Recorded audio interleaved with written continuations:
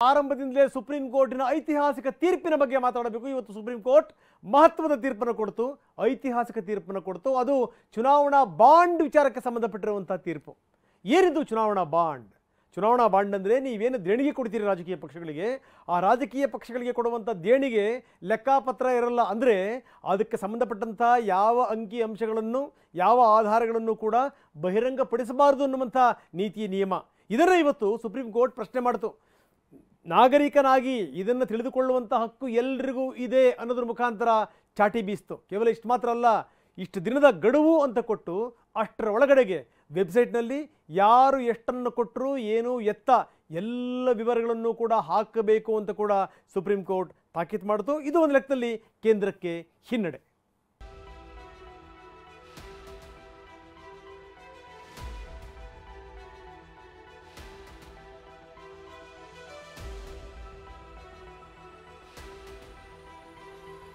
ಅಖಾಡ ರಂಗೇರಿದೆ. ರಾಜಕೀಯ ಪಕ್ಷಗಳು ಲೋಕಸಭೆ ಚುನಾವಣೆಗೆ ರಂಗ ತಾಲೀಮು ನಡೆಸ್ತಿವೆ.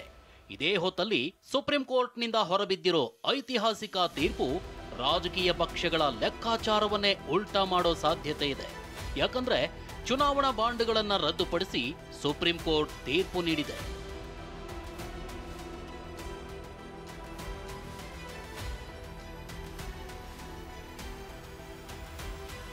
ಕೇಂದ್ರ ಸರ್ಕಾರದ ಚುನಾವಣಾ ಬಾಂಡ್ ಯೋಜನೆ ಅಸಂವಿಧಾನಿಕ. ಚುನಾವಣಾ ಬಾಂಡ್ ಪದ್ಧತಿ ರದ್ದುಪಡಿಸಿ ಸುಪ್ರೀಂ ಕೋರ್ಟ್ ತೀರ್ಪು.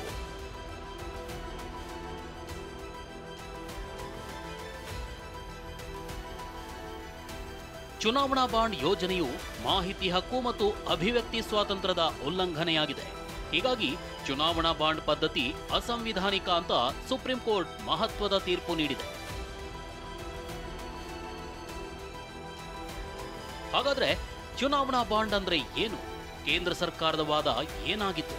ಬಾಂಡ್ ರದ್ದು ಮಾಡಲು ಕಾರಣವೇನು? ಸುಪ್ರೀಂ ನೀಡಿದ ತೀರ್ಪಿನಲ್ಲಿ ಏನಿದೆ ಅನ್ನೋದನ್ನ ಎಳೆ ಎಳೆಯಾಗಿ ಹೇಳ್ತೀವಿ. ಅದಕ್ಕೂ ಮುನ್ನ ಚುನಾವಣಾ ಬಾಂಡ್ನಿಂದ ರಾಜಕೀಯ ಪಕ್ಷಗಳಿಗೆ ಎಷ್ಟೆಷ್ಟು ಹಣ ಸಂದಾಯವಾಗಿತ್ತು ಅನ್ನೋದನ್ನ ತೋರಿಸ್ತೀವಿ ನೋಡಿ. 2022-23ನೇ ಸಾಲಿನಲ್ಲಿ ಬಿಜೆಪಿಗೆ 2120 ಕೋಟಿ ದೇಣಿಗೆ ಬಂದಿದೆ.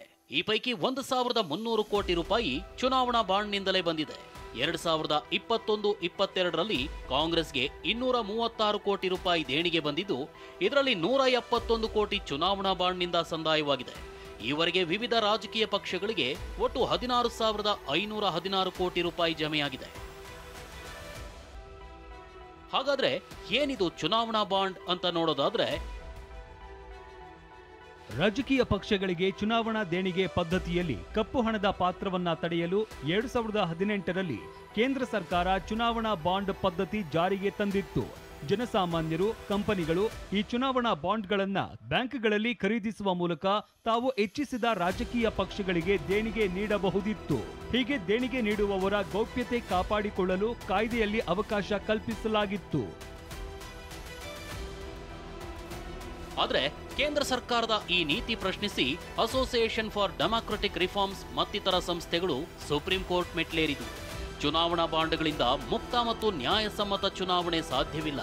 ದೇಣಿಗೆ ನೀಡುವವರ ಗೌಪ್ಯತೆ ಕಾಪಾಡೋದ್ರಿಂದ ನಾಗರಿಕರು ಮಾಹಿತಿ ಹಕ್ಕಿನಿಂದ ವಂಚಿತರಾಗ್ತಾರೆ ಅಂತ ವಾದಿಸಿದರು. ವಿಚಾರಣೆ ನಡೆಸಿದ ಸುಪ್ರೀಂ ಕೋರ್ಟ್ನ ಮುಖ್ಯ ನ್ಯಾಯಮೂರ್ತಿ ಡಿ.ವೈ. ಚಂದ್ರಚೂಡ್ ರವರಿದ್ದ ಸಂವಿಧಾನ ಪೀಠ ಕೇಂದ್ರ ಸರ್ಕಾರದ ಚುನಾವಣಾ ಬಾಂಡ್ ಪದ್ಧತಿ ರದ್ದುಪಡಿಸಿದೆ. ಹಾಗಾದ್ರೆ ಕೇಂದ್ರ ಸರ್ಕಾರದ ವಾದವೇನಿತ್ತು? ಸುಪ್ರೀಂ ಕೋರ್ಟ್ ಚುನಾವಣಾ ಬಾಂಡ್ ರದ್ದು ಮಾಡಿದ್ಯಾಕೆ ಅನ್ನೋದನ್ನೇ ತೋರಿಸ್ತೀವಿ ನೋಡಿ. ಚುನಾವಣಾ ಬಾಂಡ್ಗೆ ಅವಕಾಶ ನೀಡಿದ ಹಿಂದಿನ ವರ್ಷದ ರಾಜಕೀಯ ದೇಣಿಗೆಯಲ್ಲಿ 81% ದೇಣಿಗೆ ಅಂದ್ರೆ 580.52 ಕೋಟಿ ರೂಪಾಯಿ ಹಣ ರಾಜಕೀಯ ಪಕ್ಷಗಳಿಗೆ ಸ್ವಯಂ ಪ್ರೇರಿತ ದೇಣಿಗೆಯಾಗಿ ಕಪ್ಪು ಹಣವಾಗಿರುತ್ತಿತ್ತು. ಆದರೆ ಚುನಾವಣಾ ಬಾಂಡ್ ನೀತಿ ಜಾರಿಗೊಳಿಸಿದ ನಂತರ 47% ಹಣ ಬ್ಯಾಂಕ್ಗಳ ಮೂಲಕ ಚುನಾವಣಾ ಬಾಂಡ್ನಿಂದ ಸಂಗ್ರಹವಾಗಿದೆ. ದೇಣಿಗೆ ನೀಡಿದವರ ಹೆಸರನ್ನ ಬಹಿರಂಗಪಡಿಸಿದ್ರೆ ಕಂಪನಿಗಳು ದೇಣಿಗೆ ನೀಡಲು ಹಿಂಜರಿಯಬಹುದು. ಅಧಿಕಾರಕ್ಕೆ ಬರುವ ಪಕ್ಷ ಅವರ ವಿರುದ್ಧ ಹಗೆ ಸಾಧಿಸಬಹುದು. ಹೀಗಾಗಿ ರಾಜಕೀಯ ಪಕ್ಷಗಳಿಗೆ ದೇಣಿಗೆ ನೀಡುವವರ ಗೌಪ್ಯತೆ ಕಾಯ್ದುಕೊಳ್ಳಲಾಗಿದೆ ಎಂದು ಕೇಂದ್ರ ಸರ್ಕಾರ ವಾದಿಸಿತ್ತು. ಹೀಗಂತ ಕೇಂದ್ರ ಸರ್ಕಾರ ವಾದಿಸಿತು. ವಾದ ಪ್ರತಿವಾದ ಆಲಿಸಿದ ಸುಪ್ರೀಂ ಇವತ್ತು ಐತಿಹಾಸಿಕ ತೀರ್ಪು ನೀಡಿದೆ. ಅಭಿವ್ಯಕ್ತಿ ಸ್ವಾತಂತ್ರ್ಯ ಮಾಹಿತಿ ಹಕ್ಕನ್ನು ಒಳಗೊಳ್ಳುತ್ತದೆ. ರಾಜಕೀಯ ಪಕ್ಷಗಳಿಗೆ, ಕಂಪನಿಗಳಿಗೆ ನೀಡಿದ ದೇಣಿಗೆಯು ಮಾಹಿತಿ ಹಕ್ಕಿನ ವ್ಯಾಪ್ತಿಗಿದೆ. ಮತದಾರರಿಗೆ ಅಭ್ಯರ್ಥಿಗಳ ಹಿನ್ನೆಲೆ ಮಾತ್ರವಲ್ಲ, ಚುನಾವಣಾ ಪ್ರಕ್ರಿಯೆಯ ಮಾಹಿತಿ ತಿಳಿಯುವ ಹಕ್ಕಿದೆ. ದೇಣಿಗೆ ನೀಡುವವರಿಗೆ ಶಾಸಕರೊಂದಿಗೆ ಸಂಬಂಧ ಏರ್ಪಟ್ಟು ಪ್ರಭಾವ ಬಳಕೆಯಾಗುತ್ತದೆ. ದೇಣಿಗೆ ನೀಡುವವರ ಪರ ಸರ್ಕಾರದ ನೀತಿಯಲ್ಲಿ ಬದಲಾವಣೆ, ದೇಣಿಗೆ ನೀಡಿದವರಿಗೆ ಲೈಸೆನ್ಸ್ ಕೊಡುವ ಸಾಧ್ಯತೆಗಳು ಇರುತ್ತದೆ. ರಾಜಕೀಯ ಪಕ್ಷಕ್ಕೆ ಹಣಕಾಸು ನೆರವು ನೀಡುವ ಕಂಪನಿಗಳ ಪರ ಸರ್ಕಾರದ ಕಾಯ್ದೆ ರೂಪಿಸಿದರೆ ಅದು ಭ್ರಷ್ಟಾಚಾರಕ್ಕೆ ಎಡೆ ಮಾಡಿಕೊಡುವ ಸಾಧ್ಯತೆ ಇರುತ್ತದೆ. ದೇಣಿಗೆಗೆ ಮಿತಿ ನಿಗದಿಪಡಿಸದಿರುವುದು ಅಸಮರ್ಪಕವಾಗಿದೆ. ಹೀಗಾಗಿ ರಾಜಕೀಯ ಪಕ್ಷಗಳಿಗೆ ದೇಣಿಗೆ ನೀಡುವುದು ಗೌಪ್ಯತೆಯ ಹಕ್ಕಿನ ವ್ಯಾಪ್ತಿಗೆ ಬರುವುದಿಲ್ಲ. ಚುನಾವಣಾ ಬಾಂಡಿನಿಂದಷ್ಟೇ ಚುನಾವಣೆಯಲ್ಲಿ ಕಪ್ಪು ಹಣದ ಪಾತ್ರ ತಡೆಯುವುದು ಸಾಧ್ಯವಿಲ್ಲ. ಹೀಗಾಗಿ ಮಾಹಿತಿ ಹಕ್ಕಿಗೆ ವಿರುದ್ಧವಾಗಿರುವ ಚುನಾವಣಾ ಬಾಂಡ್ ಪದ್ಧತಿ ಸಂವಿಧಾನ ಬಾಹಿರ. ಹೀಗಂತ ತೀರ್ಪು ನೀಡಿದ ಸುಪ್ರೀಂ ಕೋರ್ಟ್ ಮಾರ್ಚ್ 6ರೊಳಗೆ ಎಸ್ಬಿಐ ಬ್ಯಾಂಕ್ ಚುನಾವಣಾ ಬಾಂಡ್ಗಳ ಮೂಲಕ ಸ್ವೀಕಾರವಾದ ದೇಣಿಗೆ ವಿವರ ಮತ್ತು ರಾಜಕೀಯ ಪಕ್ಷದ ಮಾಹಿತಿಯನ್ನ ಚುನಾವಣಾ ಆಯೋಗಕ್ಕೆ ಸಲ್ಲಿಸಬೇಕು. ಹೀಗೆ ಸಲ್ಲಿಕೆಯಾದ ವಿವರವನ್ನ ಆಯೋಗ ಮಾರ್ಚ್ 13ರೊಳಗೆ ವೆಬ್ಸೈಟ್ನಲ್ಲಿ ಬಹಿರಂಗಪಡಿಸಬೇಕು.